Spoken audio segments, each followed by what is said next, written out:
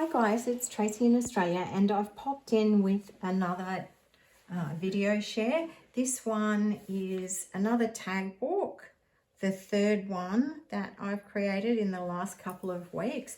They are loads of fun, great way to use up scraps of both paper and fibre and to have a play around and not take weeks and weeks to make something. So as before, they're based on a tutorial from YouTube by Mayor Lilac Pages, and I will link her video in the description box below. So basically, if you haven't seen my others, and I will link that video as well, they're 3 pages going from small to large, and they open up like a trifold. Okay, so you make the pages and then you just use a hole punch to create the holes for the binding. I've used sari silk as the binding on this one, but you could use anything. You could even put those rings in if you wanted. This one has a very vintage theme with the colors. And yeah, let's get into it. So these are, I thought I'd just show you the size of the pages. That's in inches, of course. An old quilter, and on the front here, the pocket I just decorated with this cameo that I had. I actually put that onto a filigree piece because I didn't have a proper setting for it. There's a little bit of tatting and some creeper cloth under that, this gorgeous bit of lace that I had, and then these other lace bits are from the other pages. Might just make that a little bit closer now that you've seen it from far out. Okay, so this is the first tag that I made. It's really cute, and as with all of the others, I have used lots of scraps. This is actually from an old French book that I have. It has beautiful thick pages. I love the color, the foxing, and then I've just used lots of little scraps off my table, a little scrap from a die cut. This is an image that I had. This was a little butterfly, some little tickets, and just layered everything. This is what I'm calling a hang tag, and Mayor Lilac shows you how to make that. And I'm just going to take that out and show it to you, and then show you also the collaging that I've done on this first page. I love doing this collaging. This one's a little bit different to the previous two because I didn't use white gesso. I actually used clear gesso, and I didn't do any stenciling on this one. I did think about doing some foiling, but so far that hasn't happened.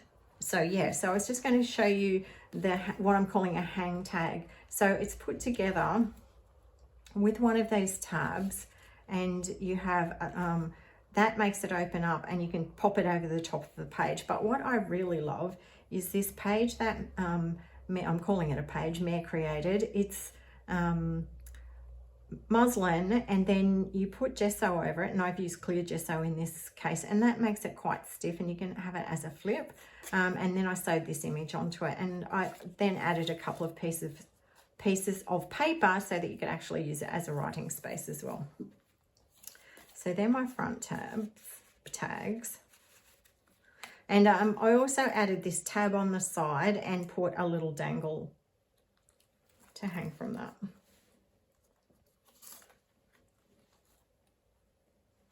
So this is my second page. I've used the same bit of a doily, an embroidered doily that I've used on the front, and then added some extra lace down the bottom. And this is the little tag that I made to go on that. I've again sewed around it, and there's various bits and pieces on there that I kept this bird theme going, birds and butterflies in this, and the vintage colors. This is the middle page, and we'll have a look at that front bit first. So I love the shape of this tag. I had a much smaller tag, so I just made a template and gave it some shaping, and then I made a little pocket and made a little card to stick in that.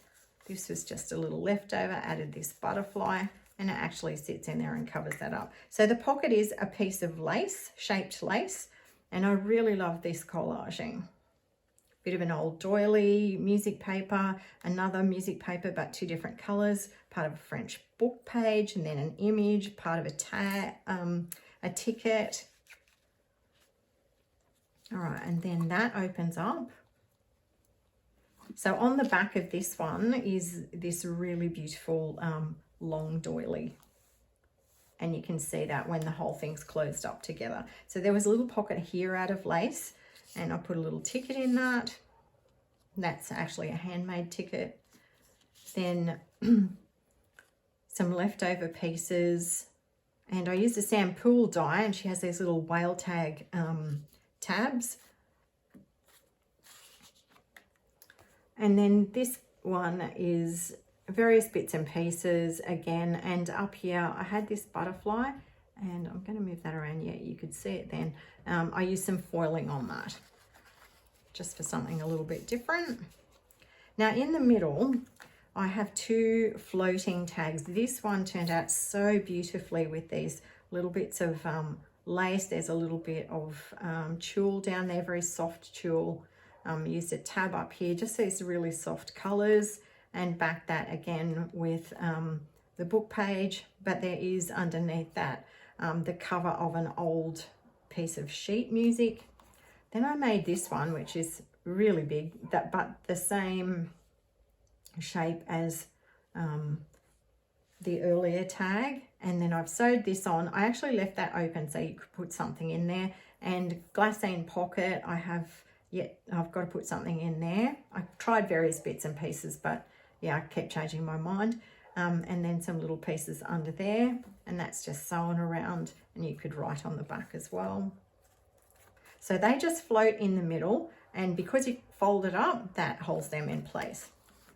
So a big pocket here, and into that I have this piece. This is actually a piece from the Graphics Fairy, and I backed it onto some crumpled paper, sewed around that, added some washi and a little ticket down here, and I really like how that turned out, and I love the collaging here.